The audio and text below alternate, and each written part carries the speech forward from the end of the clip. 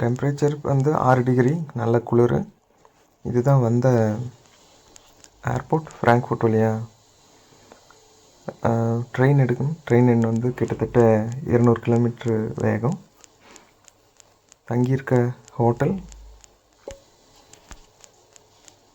இங்கேருந்து கம்பெனி வேலைக்கு போயிட்டு வர்றதுக்கான பஸ் அது.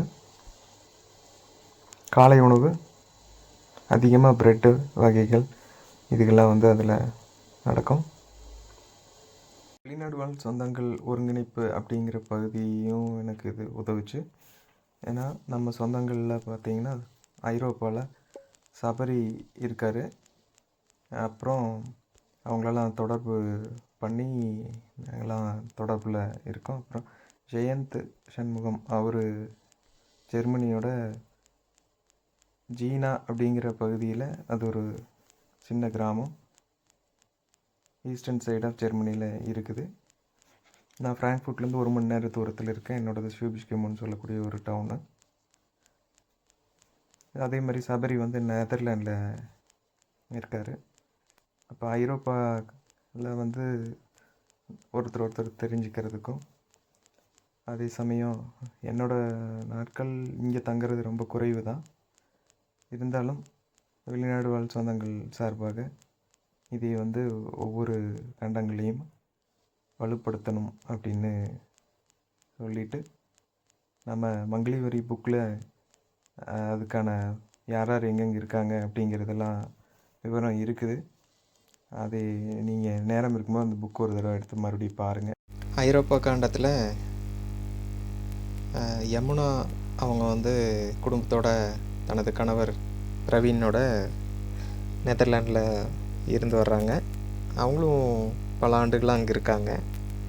மென்பொருள் துறையில் அவங்க வீட்டுக்காரர் பணியில் இருக்கார். அவங்கள பேசுகிறதுக்கும் தொடர்பு பண்ணுறதுக்கும் நல்ல வாய்ப்பாக இருந்தது. அதே மாதிரி பெர்லின் பகுதியில் ஜெகன் சண்முகம், அவர் நம்ம சரணம்பட்டி பகுதி சார்ந்தவர். அவர் அங்கே இருக்கார். அவர் பார்த்திங்கன்னா ரிசர்ச் ஸ்காலராக பணியில் இருக்கார். நான் முன்னாடி ஜெயந்த் அவரை வந்து குறிப்பிட்டிருப்பேன். ஜெயந்த் அவரும் குடும்பத்தோட ஈஸ்டர்ன் ஜெர்மனி பகுதியில் இருக்கார். அவர் ஒரு யூனிவர்சிட்டியில் ரிசர்ச், அதாவது பணியில் இருக்கார் யூனிவர்சிட்டியில். அது ரொம்ப ஒரு பெருமைக்குரிய விஷயம். அதே மாதிரி நெதர்லாண்டு பகுதியில் நமது இன்னொரு சொந்தமான கண்ணன் சவிதா குடும்பத்தார் அவங்க இருக்காங்க.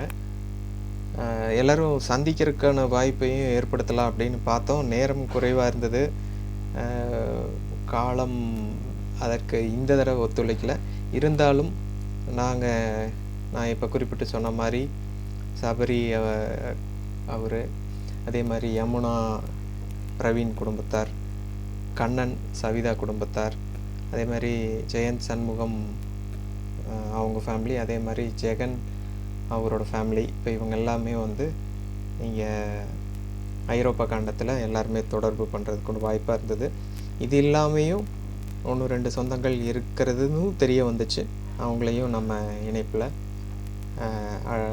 எதிர்வரும் காலங்களில் ஒருங்கிணைத்து ஒருத்தர் தெரிஞ்சுக்கிறதுக்கும், அதே மாதிரி சில விஷயங்கள், உதவிகள், பரிமாற்றங்கள், வேலை, கல்வி, அதே மாதிரி வேலைவாய்ப்பு, பயணம், இது பற்றியெல்லாம் நாங்கள் இப்போ ஒரு முன்னாடி இருந்ததை விட இப்போ இந்த தடவை வந்து ரொம்பவே ஒருத்தர் தொடர்பில் இருக்கிறோம் அப்படிங்கிற ஒரு செய்தியையும் இதன் மூலிமா பகிர்ந்துக்கிறதுல சந்தோஷப்படுறோம். வெளிநாடு வாழ் சொந்தங்கள், நன்றி, வணக்கம்.